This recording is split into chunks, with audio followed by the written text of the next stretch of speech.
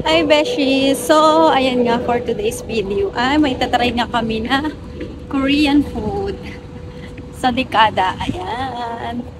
Tignan namin kung okay siya, kung masarap ba. So, let's go! Samahan nyo kami. So, dun nga kami nagparking sa may malayo, kaya naman maglalakad kami.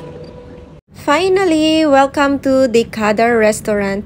Located nga pala itong mga beshies walang iba kundi sa Al Nasser. Nice! Malapit lang ito sa may Tofu House. Ayan, yung bagong branch nila sa may Al Nasser. Gusto ko ngang matry ang kanilang self-cooking Korean ramyun noodles. Pinaka-spicy. Ito. Ito. Mabenta to. Let's try this. Baka ito rin. Dalawa yung sili niya eh. Spicy din po. Kuha tayo ng tray. Tapos ito, ilalagay ko sa dito.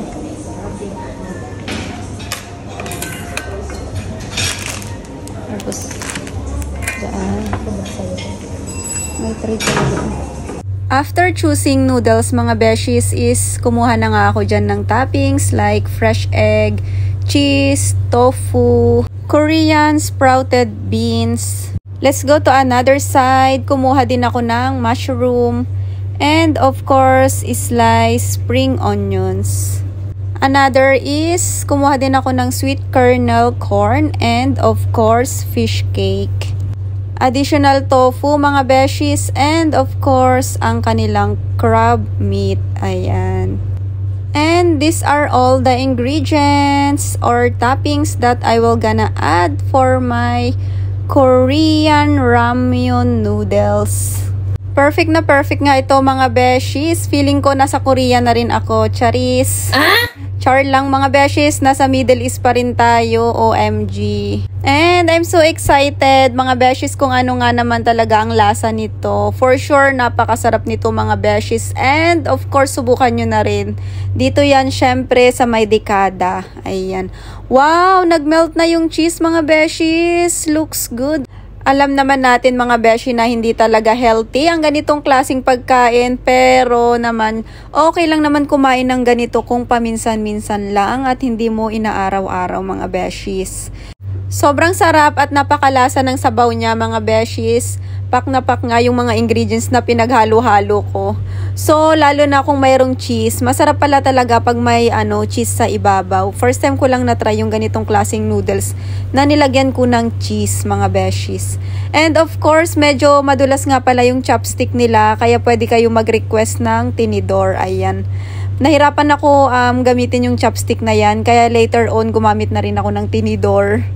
And of course, sabi ko nga mga beshies, sulit na sulit at napakasarap talaga nitong Korean ramyun noodles ng dekada. Ang sarap niya mga beshi ko, feeling ko kaya kong ubusin yung isang order na ito.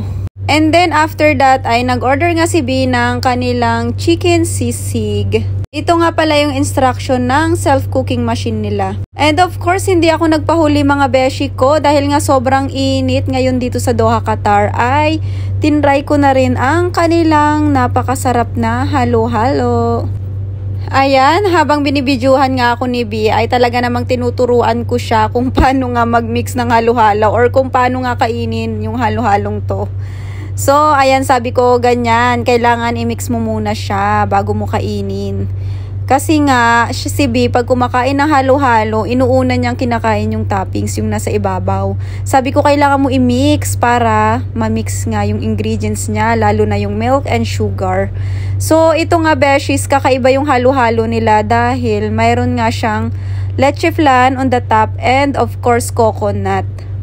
Para sa akin, masarap ang halo-halo pag hindi sobrang tamis. After nga namin kumain dito sa dekada, dahil medyo maaga-aga pa nga kaming lumabas ngayon ni B for the first time, unlike before na madalas talaga gabi na kami nakakalabas dahil nga naman is si B natatapos ang kanyang duty ng 6:30 PM or sometimes 10 PM, 9 PM, ganun.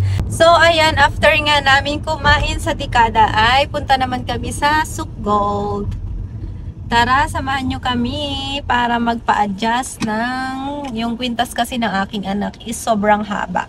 Kaya naman, papabawasan ko siya. Siguro ganito lang kaikli. And then, ipapa-fix ko din yung nasira kong pendant yun. Tara, let's go! So, hindi ko na alam kung asan na yun mga beshi. Kaya naman, samahan nyo kaming maghanap. Where is the exit? Gold, dito tayo sa Gold Souk. Grabe nga yung init dito sa labas mga beshi ko. Hindi mo nga kakayanin na maglakad ng matagal dito.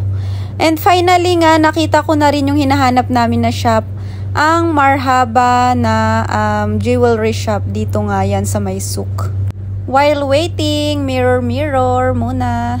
Then after nga namin nag-souk gold, ay bumalik nga kami dito sa Al Nasser. Dahil nga naiwan pala ni B yung kanyang eyeglass sa kinainan namin sa Dekada.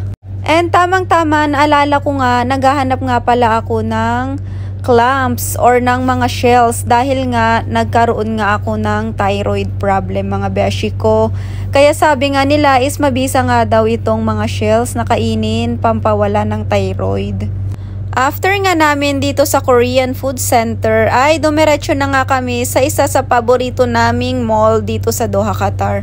Walang iba syempre sa Doha Festival City para of course manood ng cinema. Nakagawian na nga namin ni Bian everyday of ko ay nanonood nga kami ng sine lalo na pag may magandang bagong movie.